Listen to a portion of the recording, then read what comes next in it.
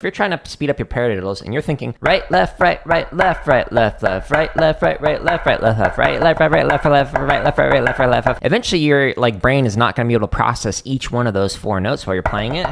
Right, left, right, right, left, right, left, right, right, left, right, right, left. So instead of thinking paradiddle, paradiddle, I'm thinking right, left, or right, right, right, right. Same thing with like paradiddle diddles. So instead of right, left, right, right, left, right, left, right, right, left, I'm thinking right, right, right, right, right, right, right, right, right. So think of the big or macro like rudiment as a chunk, a whole, rather than individual sticking within there. So the way you can practice that, right, left, right, left, right, left, right, left, right, left, right, left, and try and train your brain to think that way, or right, right, right, right, right, right.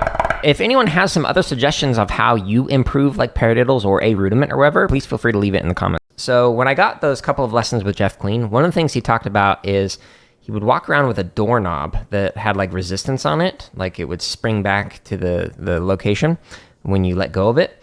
And he'd walk around and just practice that rotation so he could work on that rotation muscles or set of muscles that allow you to do this fast. So actually in high school and even during my undergrad, like in rehearsals and in between classes, I would just walk around with a doorknob like this. And let me tell you, that did just was real great for, you know, like the social thing. People thought I was weird, but I was like, well, you know what? I'm getting better, so don't care. 130 is definitely going to be the breaking point. It gives you some data for what you could work on for next time. So whenever working on this stuff really, really fast, like faster than you should play, then it shows where you break down. And then you can go, oh, I need to work on that. Whatever that is.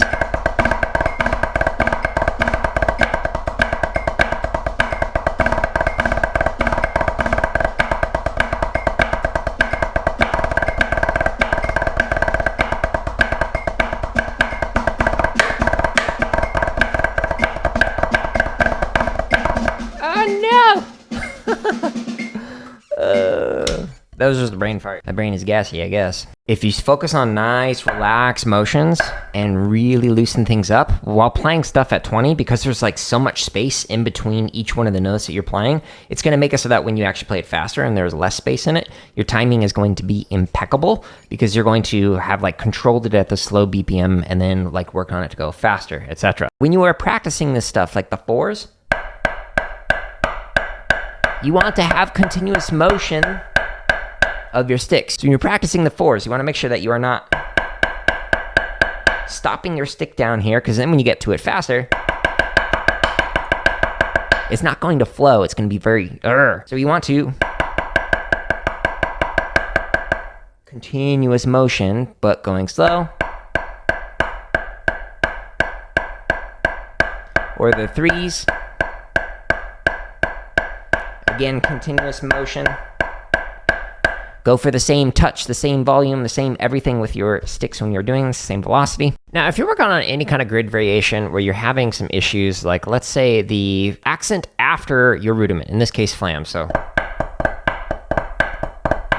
Or maybe you're doing the one where it's on the accent on 3, and you're having an issue with the accent followed by your rudiment. If you do flam before an accent, this is basically only working on the flam so that you have the accent on 2. And so you see how this flam just keeps moving with it. The only pattern that you're working on is the upbeat, where you have it right after whatever your rudiment is. Now, if you do it flam after, which is the next one on here, this one makes it so that it works basically on the 3rd pattern. So it's always going to be accent followed by the flam. Now, this same thing applies to a variety of grid variations on here. So there are over 500 grid variations on my website, jaredoleary.com/drum. This shopping spree starts normally, but page 2 gets weird. It's called 4210 shopping spree. So the first page starts off normal. We have drags, cheese 5s, cha-cha-cha, inverts, cheese cha-cha-cha, cheese inverts, and chat cheeses. Page 2 has only 2 counts of each one of the rudiments, including 2 counts of check. The 1 version only has 1 count of each rudiment and 1 count of check. And the very last line, the 0, has no check, and only 1 count of each rudiment. This play along can go as slow as 40 beats a minute, or as fast as 200.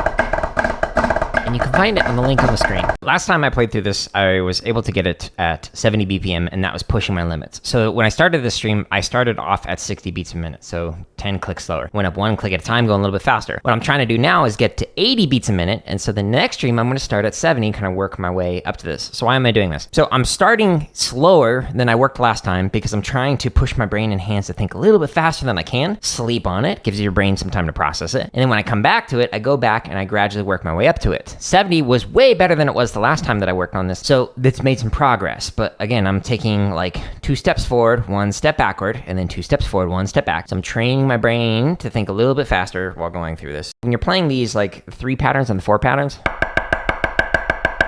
almost think of it as like crescendoing. So that way you make it nice and even, because there's this tendency to play it like this. But if you think of it almost like crescendoing, in terms of like how much energy you have to put into it just to get it to make it sound nice and even, that's one way that you can kind of think of this when you're working on it. But there is an exercise that's on my website that is fantastic for working up stuff like this. Like if you are having issues with 3 strokes in particular, slow, fast, slow, if you go into the BPM, this one will start at 40 beats a minute. We'll go all the way up to 140 beats a minute and then back down to 40 beats a minute. And it does this 1 click at a time. You might just be sitting there playing and slowly getting faster, and then you get to your fastest speed, and then it slows back down. And by the time you finish, you've just done 10 minutes of this. Odds are it's going to sound way better than it did when you first started this. When I was teaching drum lines, just don't stop for every mistake. Stop for the consistent ones, because it could have just been a brain fart. Like, student could have just been thinking about what they want to have for lunch, as opposed to like, oh, they don't know how to play that properly yet, or they don't have the proper interpretation of that rhythm, or whatever it is that you're working on. So if you hear something a couple times in a row and you go, oh, okay, that's a consistent mistake, stop for that. Otherwise, focus on how to build attention, so that way students are focused when they are playing, and they will limit those like random thoughts of like, oh, I wonder what the weather is going to be like tomorrow, or whatever. Success. Welcome to today's ASMR stream with Jared O'Leary. We're going to try this now at 185. It's going to crash and burn, folks, and that's okay. We're just here to ASMR.